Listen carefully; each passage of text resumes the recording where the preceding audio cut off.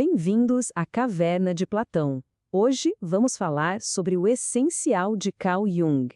Para a gente entender de verdade a profundidade das ideias de Carl Jung, a gente precisa primeiro dar um passo atrás no tempo. Afinal de contas, nenhuma grande teoria nasce do nada, não é mesmo? Então vamos mergulhar no mundo que moldou esse pensador tão revolucionário. A vida do Jung, por si só, já é uma jornada fascinante.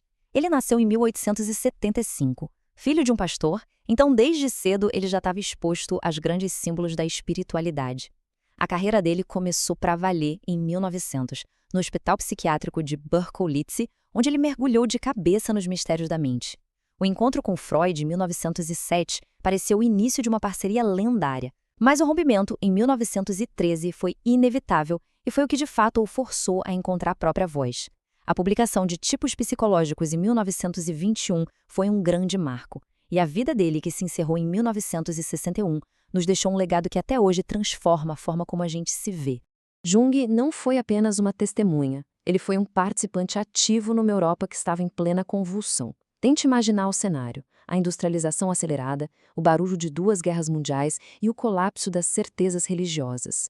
Diante dessa psicologia de massa, dessa loucura coletiva, Jung fez uma aposta radical. A salvação não estaria lá fora, mas aqui dentro. Ele propôs que a jornada interior de cada um era o único contraponto capaz de restaurar o sentido no meio do caos. E é nesse contexto todo, de busca por sentido, que as grandes ideias dele nascem. E veja bem, não são só conceitos, são ferramentas para construir um sistema psicológico totalmente novo. Vamos desvendar agora os seus alicerces. A primeira grande revolução de Jung foi reimaginar o nosso mapa interior. Para ele, o inconsciente não é só um depósito pessoal onde a gente guarda memórias esquecidas.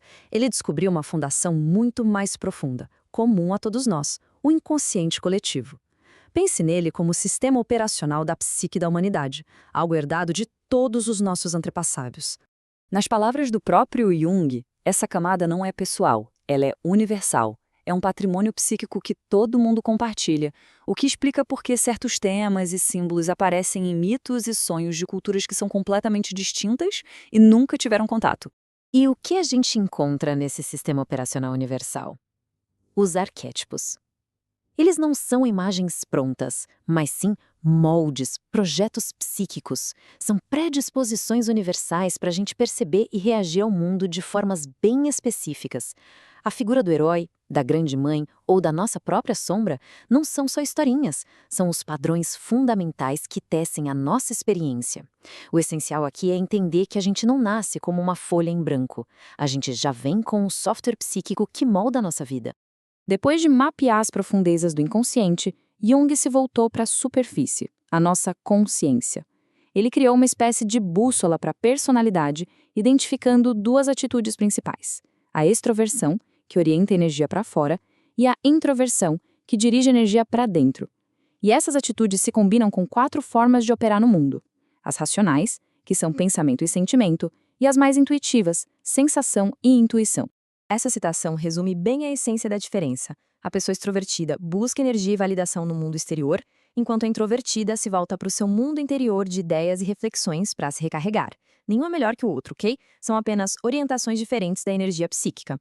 Agora que a gente já conhece as peças, vamos montar o quebra-cabeça. O inconsciente coletivo, os arquétipos, os tipos psicológicos, nada disso funciona de forma isolada. Juntos eles formam um sistema vivo dinâmico, o mapa completo da psique humana.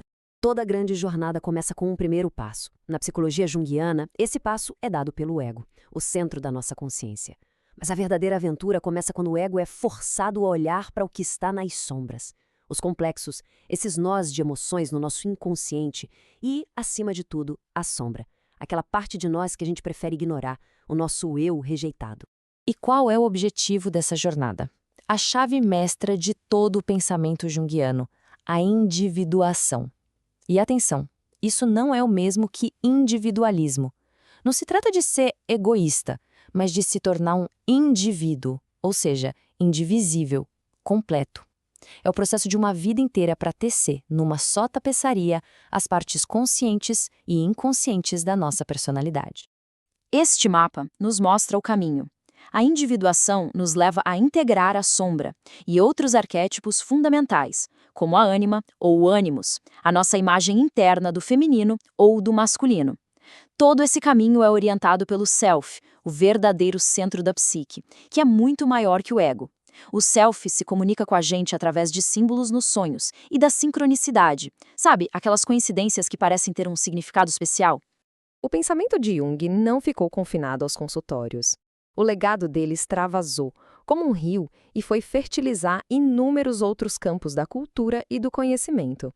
Vamos ver o alcance desse impacto. Jung fundou a psicologia analítica, uma das grandes escolas da psicologia profunda. As ideias dele revolucionaram os estudos da religião, mostrando o mito não como mentira, mas como uma verdade psicológica. E inspiraram ferramentas como o famoso teste de personalidade MBTI. Na arte e no cinema, a jornada do herói, por exemplo, é uma aplicação direta dos estudos dele sobre arquétipos. A chama de Jung não se apagou. Foi carregada por mentes brilhantes. A Marie-Louise von Franz, sua fiel colaboradora, que decifrou contos de fadas com uma profundidade única.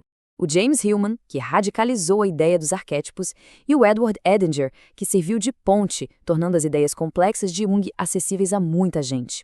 Hoje, o Instituto C.G. Jung em Zurique e outros centros pelo mundo garantem que esse diálogo com a alma continue vivo. Mas como é que essas ideias, que parecem tão abstratas, podem nos ajudar hoje? Apesar da complexidade, as teorias de Jung são ferramentas surpreendentemente práticas para navegar os desafios da vida moderna. Vamos pegar um exemplo clássico, a crise da meia-idade. Pela ótica junguiana, isso não é um sinal de fracasso, é um chamado à aventura, um convite do self para o processo de individuação. É uma oportunidade de ouro para reavaliar prioridades e alinhar a nossa vida com um sentido mais profundo. Além disso, a análise de filmes pela jornada arquetípica, o uso dos tipos psicológicos para orientação vocacional, o trabalho com sonhos e a criação de mandalas para autoconhecimento e até o desbloqueio da criatividade são formas como as ideias dele se manifestam no nosso dia a dia. Se essa exploração toda despertou a sua curiosidade, você pode estar se perguntando, por onde eu começo? A obra de Jung pode parecer uma floresta densa, mas existem caminhos bem sinalizados para entrar nela. Aqui ficam os livros essenciais para iniciar essa jornada. A melhor porta de entrada é, sem dúvida, O Homem e Seus Símbolos, um livro que o próprio Jung escreveu no final da vida, pensando justamente no público não especializado. Depois, para mergulhar no coração teórico, o ideal é avançar para 2 ensaios sobre psicologia analítica. E por fim, para uma jornada mais pessoal, leia Memórias, Sonhos e Reflexões, a sua autobiografia fascinante, onde a gente percebe como a vida e a obra dele são uma coisa só. Obrigado por ter assistido. Se gostou do conteúdo, curta o vídeo e se inscreva no canal para mais vídeos como esse.